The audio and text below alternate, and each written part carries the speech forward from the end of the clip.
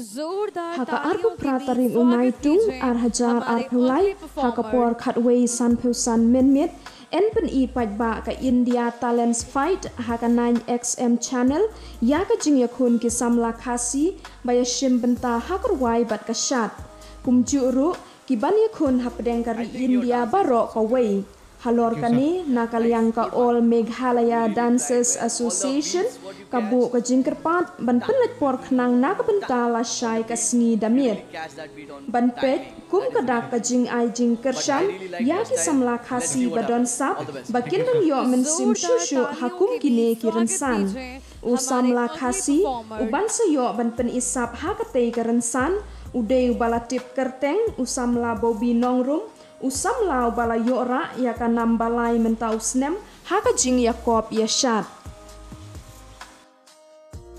I think your dance is also beautiful. Thank you, sir. Yeah, nice, good one.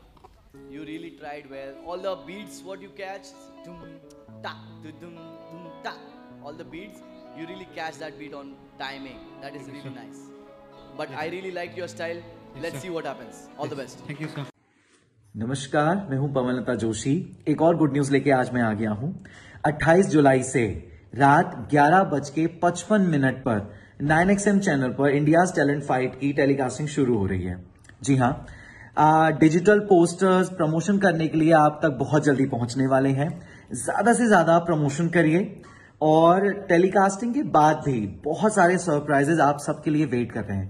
तो उसके लिए टीम से कनेक्ट रहिए और बहुत बड़ा मौका है। जितने लोगों ने इतना वेट किया है, इतना टैलेंट, इतना रॉ टैलेंट जो हमने देखा है, अब आपका वो टैलेंट सारी दुनिया तक पहुंचने वाला है। So all the very best. 28 जुलाई रात 11:55 9XM चैनल को देखना मत भूलिएगा। I am also waiting.